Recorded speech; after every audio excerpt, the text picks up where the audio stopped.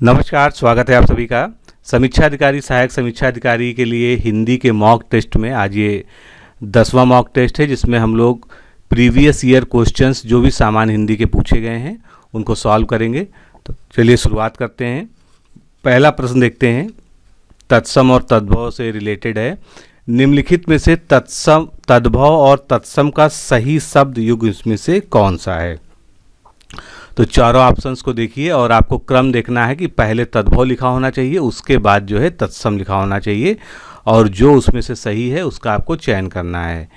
बिसरना का भुलाओ, गेहूं का गोहूम, पनही का पाहन, और डी ऑप्शन दिया है आपका पुराना का पुराण। तो दोस्तों इसमें सही उत्तर क्या होगा? इसमें सही उत्तर होगा डी ऑप्शन, पुराना का पुराण। ये बिल्कुल सही दिया है, बाकी सभी इनकरेक्ट हैं।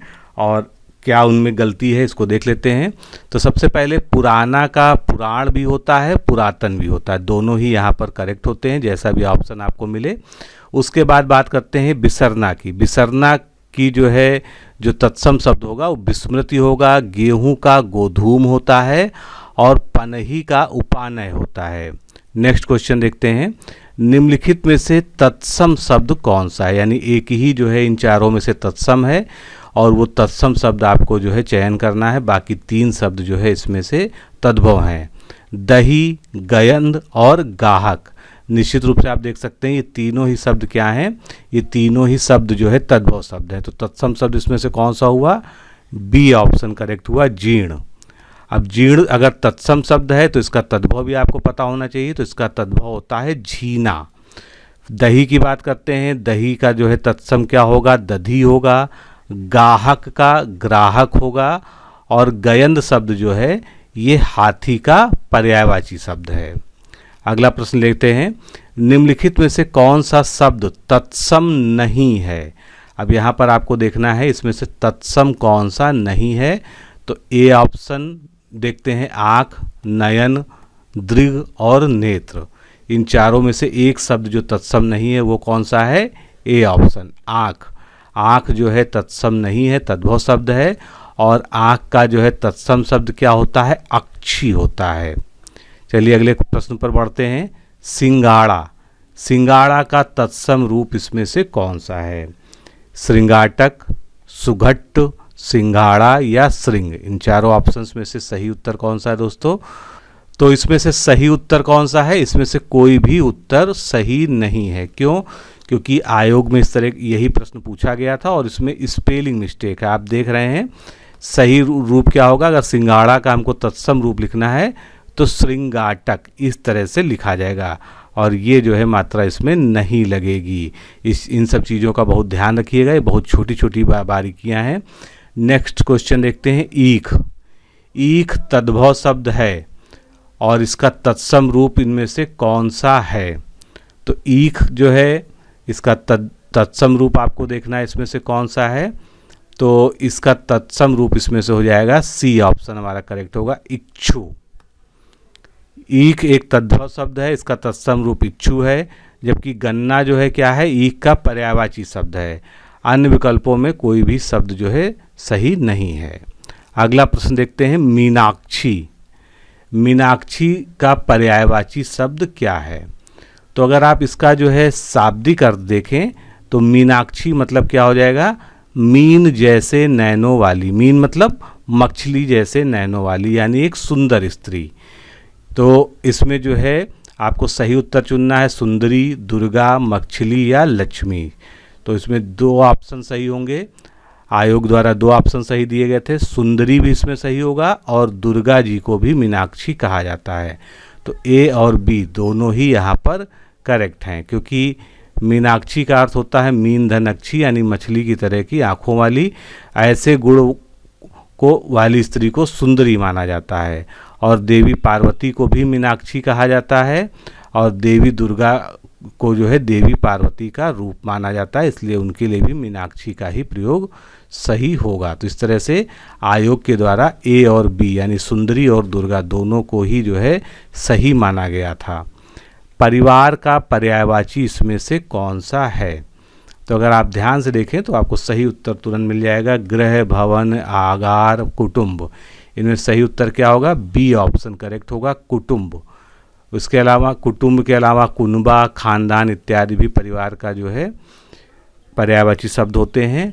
और बाकी जो दिए गए थे गृह, भवन और आगार, वो सभी घर के पर्यायवाची शब्द थे। अगला प्रश्न, कौन सा शब्द भ्रमर का पर्यायवाची नहीं है? भ्रमर यानी भौरा, तो भौरे का पर्यायवाची या भ्रमर का पर्यायवाची शब्द इनमें से कौन सा नहीं है, ये आपको देखना है। चंचरीक, मिलिंद, सिलीमुख, सलभ, 4 ऑप्शन आपके सामने हैं। तो इसमें से जो है जो सलभ है ये भौरे का पर्यायवाची या भ्रमर का पर्यायवाची नहीं होता है, ये टिड्डी या फतिंगा का पर्यायवाची शब्द होता है। और साहित्य जगत में सलभ का प्रयोग जो है प्रेमी के अर्थ में भी किया जाता है। अगला प्रश्न, शिष्ट का पर्यायवाची इसमें से कौन सा नहीं है? तो शिष्ट का पर्यायवाची नहीं है, यानी कि 3 पर्यायवाची उसके इसमें दिए हुए हैं आपको, एक ही ऐसा शब्द है जो इसका पर्यायवाची नहीं है। सभ्य, सुसंस्कृत और विनीत, ये जो है सभी शिष्ट के पर्यायवाची हैं। आदरणीय जो है शिष्ट का पर्यायवाची नहीं है। तो शिष्ट के पर्यायवाची हुए सभ्य, सुसंस्कृत, सुशील, विनीत, नीतिमान। जबकि आदरणीय का अर्थ क्या होता है? जिसका आदर किया जाए या जो आदर करने योग्य हो। अगला प्रश्न, वसुंधरा का पर्यायवाची शब्द इसमें से कौन सा है? तो वसुंधरा निश्चित रूप से आप जानते होंगे, वसुंधरा जो है धरती के लिए जो है प्रयोग किया जाता है, धरा के लिए प्रयोग किया जाता है। तो उसका पर्यायवाची शब्द आपको देखना है इसमें से। तो सही उत्तर क्या होगा दोस्तों? A option, Kshitiz. क्षिति, जल, पावक, गगन, समीरा, ये आपने सुना होगा। तो क्षिति जो होता है इस पृथ्वी से संबंधित होता है, धरा से संबंधित होता है। ए ऑप्शन यहाँ पर करेक्ट है। वसुंधरा का अर्थ पृथ्वी, क्षिति, अवनी, उर्वी, मेदिनी, इला, धरा इत्यादि है। जबकि रत्नाकर जो है कलाधर और दिनकर, तो रत्नाकर जो है समुद्र का पर्यायवाची शब्द है, कलाधर जो है चंद्रमा का पर्यायवाची है, और दिनकर जो है उसका पर्यायवाची है सूर्य का पर्यायवाची है। अगला प्रश्न, निम्नलिखित में से शुद्ध वाक्य का चयन कीजिए। एक ही वाक्य इसमें से शुद्ध है, तो उसको हमको देखना है। एक एक करके हम सारे वाक्य को पढ़ेंगे और उसकी अशुद्धि को ढूंढेंगे। नौकर आटा पिसवाने गया, तो आप जानते हैं आटा तो नहीं पिसवाया जाता है, गेहूं, चावल, जौ, मक्का यानी कुछ भी पिसवाया जाता है, लेकिन पिसे हुए आटे को नहीं पिसवाया जाता, तो ये गलत है। एक गुलाब के फूल की माला ले आओ, तो आप ये भी यहाँ पर स्पष्ट रूप से देख सकते हैं कि एक गुलाब से कोई भी माला नहीं बन सकती है। तो यहाँ पर क्या है? वाक्य शब्द क्रम का दोष है। अब यहाँ पर अगर एक बाद में आता है गुलाब के फूल की एक माला ले आओ, तो ये सही हो जाता। चलिए अगला ऑप्शन देखते हैं। यहाँ सर्वोत्कृष्ट ज्वर की चिकित्सा होती है। अब यहाँ पर भी जो है शब्द क्रम की गलती है। यहाँ ज्वर की सर्वोत्कृष्ट चिकित्सा होती है, अगर ऐसा लिखा होता तो ये करेक्ट होता, फिलहाल ये इनकरेक्ट है। अगला, परमात्मा के अनेक नाम हैं, इसमें कोई भी गलती नहीं है। वर्तनी और वाक्य दोनों की ही दृष्टि से ये शुद्ध है। तो इस तरह से हमने जो है यहाँ पर सारे ही जो है क्या क्या गलतियाँ थी इसको देख लिया है। चलिए अगला प्रश्न देखते हैं।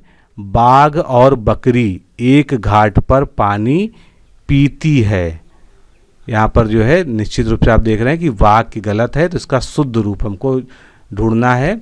चारों ऑप्शंस को ध्यान से पढ़िए।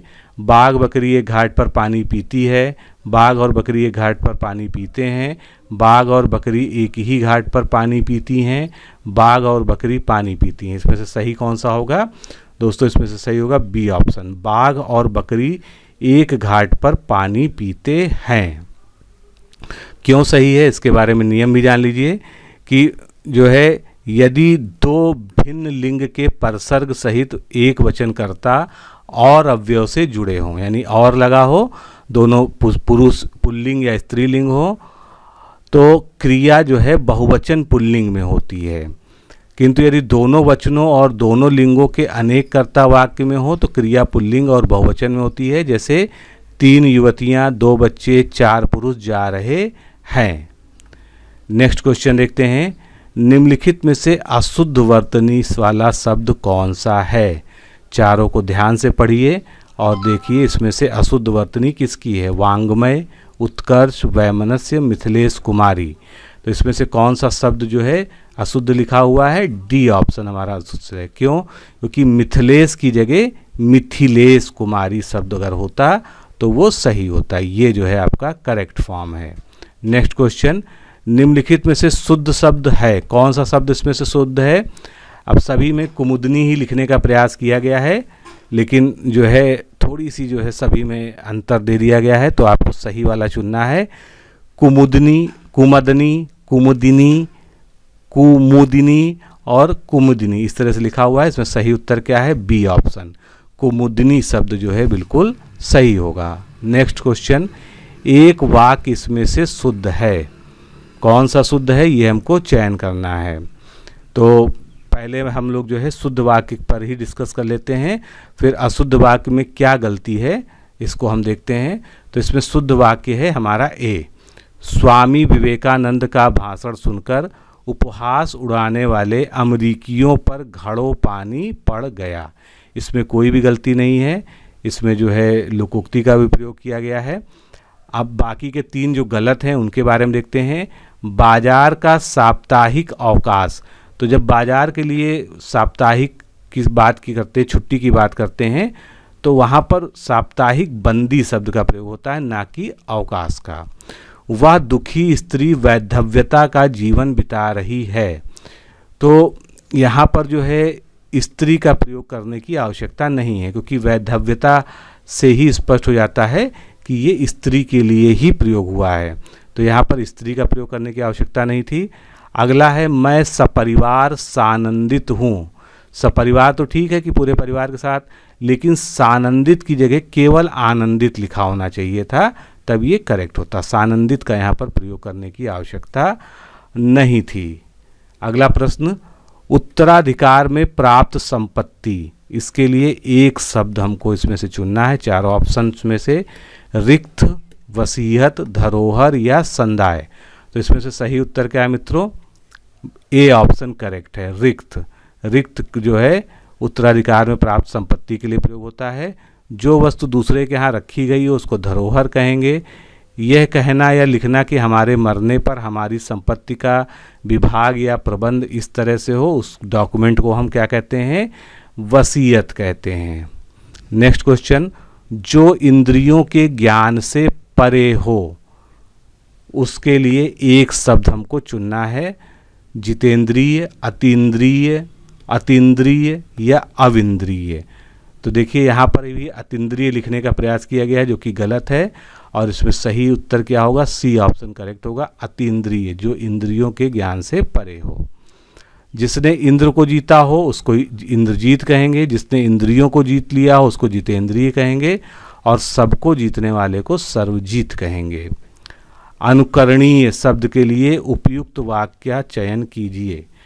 तो चारों ऑप्शंस आप ध्यान से पढ़िए और सही उत्तर इसमें से ढूंढिए। जो उपयुक्त ना हो, जो अनुग्रह से युक्त हो, पीछे चलने वाला, या जो अनुकरण करने वाला हो। तो अनुकरणीय के लिए सही शब्द क्या होगा? जो अनुकरण करने वाला हो, वो जो है इसके लिए एक शब्द जो है अनुकरणीय का प्रयोग किया जाएगा। तो पीछे चलने वाले को क्या कहेंगे? अनुगामी कहते हैं। जो अनुग्रह या कृपा से युक्त हुआ उसके लिए एक शब्द होता है अनुग्रहित, और जो उपयुक्त ना हो उसके लिए एक शब्द है अनुपयुक्त। अगला प्रश्न, जिसके पेट में माँ ने रस्सी, रस्सी को दाम भी कहते हैं, बांध दी हो, तो उसे क्या कहेंगे? दामाद, दामादितर, दाम या दामोदर। तो आप जानते हैं इसका सही उत्तर क्या है?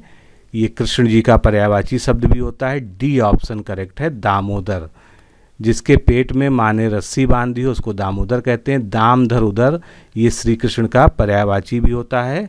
और कन्या का पति, जवाई, जमाता, ये क्या कहलाता है? दामाद कहलाता है।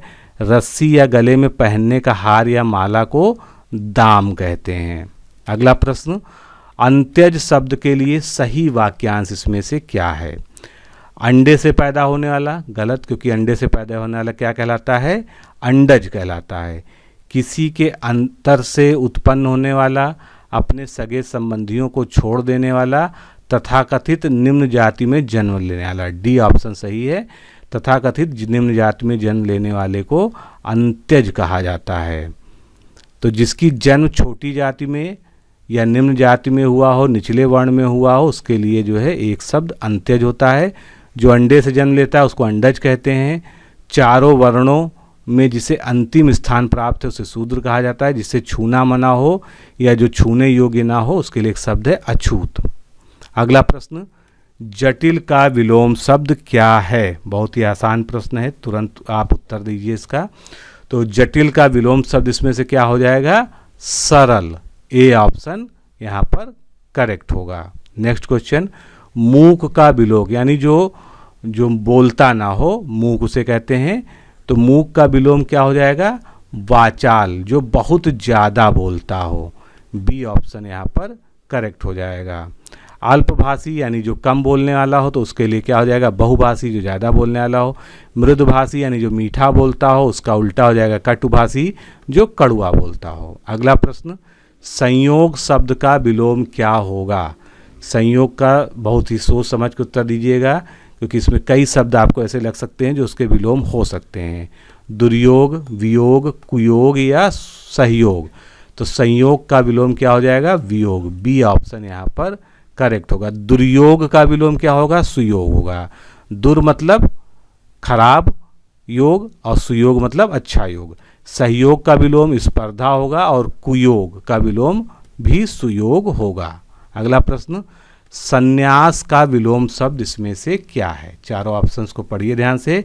गृहस्थ, गारहस्थ, त्यागी या आदिमानव। अब जल्दबाजी में आप जो है इसमें गृहस्थ का चयन कर सकते हैं, जो कि गलत हो जाएगा। सही क्या होगा? गारहस्थ। क्यों सही होगा? तो इसको देख लीजिए। संन्यास का विलोम गारहस्थ होता है। सन्यासी अगर आपसे पूछा जाएगा तो उसका विलोम जो है गृहस्थ होगा, और भोगी का विलोम क्या होगा? त्यागी होगा। अगला प्रश्न, अनुरक्त का विलोम इनमें से क्या होगा? अनुरक्त का विलोम जो है आसक्त, प्रेम, विगत या विरक्त। सही उत्तर क्या होगा? विरक्त। सी ऑप्शन यहाँ पर करेक्ट है। अनुरक्त का विलोम जो है विरक्त होगा। आसक्त का अनासक्त, प्रेम का घृणा और आगत का विगत हो जाएगा। नेक्स्ट क्वेश्चन, नीचे दिए गए किस वाक्य में विशेषण का प्रयोग हुआ है? तो किस में विशेषण का प्रयोग हुआ है ये हमको देखना है। सही उत्तर क्या होगा? ध्यान से पढ़िएगा। राम और श्याम भाई हैं, इसमें कोई विशेषण नहीं है। राम ने माँ से पानी और खाना मांगा, इसमें भी कोई स्पष्ट विशेषण नहीं दिया गया है। माँ ने खाने में दाल और रोटी परोसी, इसमें भी कोई विशेषण नहीं है। राम ने रोटी खाकर और रोटी मांगी। अब यहाँ पर आपको स्पष्ट रूप से भले ना दिखे, लेकिन यहाँ पर जो और शब्द है ये एक विशेषण का प्रयोग हुआ है। क्यों? क्योंकि राम ने रोटी खाकर और रोटी मांगी, इसका मतलब है कि इसके बाद जो है अन्य और रोटी, दूसरी तीसरी रोटी राम ने मांगी। तो राम ने रोटी खाकर रोटी मांगी, और शब्द यहाँ पर विशेषण की तरह प्रयोग हुआ है, अर्थात दूसरी रोटी। अगला प्रश्न, निम्नलिखित शब्दों में से विशेषण शब्द कौन सा है? पांचवा, प्रपंच, सरपंच या पहुँच। सही उत्तर क्या होगा इसमें से विशेषण शब्द कौन सा हो जाएगा? ए ऑप्शन करेक्ट होगा। पांचवा, ए ऑप्शन यहाँ पर करेक्ट होगा। अगला प्रश्न, विकल्पों में पांचवा शब्द विशेषण है, क्योंकि यह एक निश्चित संख्या को व्यक्त करता है, और ये क्रमवाचक का भेद संख्यावाचक विशेषण है। अगला, निम्नलिखित में से कौन सा विशेष्य है? चारों शब्दों में से एक शब्द विशेष्य है, उसको आपको ढूंढना है। तो इसमें से विशेष्य क्या हो जाएगा? अनासक्ति, और इसका विशेषण क्या हो जाएगा? अनासक्त। तो अनासक्ति जो है इसमें विशेष्य है, उसका विशेषण अनासक्त हो जाएगा। नेक्स्ट, रमेश की पुस्तक पुरानी है। अब इस वाक्य में जो पुस्तक शब्द है ये आपको क्या बताता है? विशेष्य है, विशेषण है, क्रिया विशेषण है या सर्वनाम है? तो यहाँ पर ध्यान से देखिए, रमेश की पुस्तक पुरानी है। पुरानी क्या है? विशेषण है। कि क्या चीज़ पुरानी है? पुस्तक, यानी पुस्तक की विशेषता बताई जा रही है कि ये पुरानी है। तो इस तरह से जिसकी विशेषता बताई जाती है उसको हम क्या कहते हैं? विशेष्य कहते हैं। ए ऑप्शन यहाँ पर हमारा करेक्ट होगा। आगे चलते हैं। अगला प्रश्न, एक वाक्य में विशेषण का प्रयोग नहीं हुआ है। अब यहाँ पर जो है आपको ये देखना है कि इसमें विशेषण का प्रयोग नहीं हुआ है। तो वह परिश्रमी भी है, यहाँ विशेषण है। वह प्रबुद्ध विद्यार्थी है, यहाँ पर विशेषण है। वह लड़का विद्यार्थी है, यहाँ पर विशेषण है। वह विद्यार्थी है, यहाँ पर कोई विशेषण नहीं है। तो वह विद्यार्थी है वाक्य में वह जो क्या है, एक सर्वनाम की तरह प्रयोग हुआ है। वह लड़का विद्यार्थी है, वह प्रबुद्ध विद्यार्थी है, वाक्यों में वह शब्द जो है वो सार्वनामिक विशेषण के रूप में प्रयोग हुआ है। और चौथा जो शब्द वाक्य था उसमें परिश्रमी जो है, परिश्रमी भी जो है क्या है, ये एक विशेषण शब्द है। इसके अतिरिक्त अगर परिश्रमशील होता तब भी जो है एक विशेषण शब्द होता। तो दोस्तों इस तरह से आज के इस हमने सेगमेंट में जो है 30 प्रश्नों को हल किया। मिलते हैं अगले पार्ट में। नमस्कार, धन्यवाद।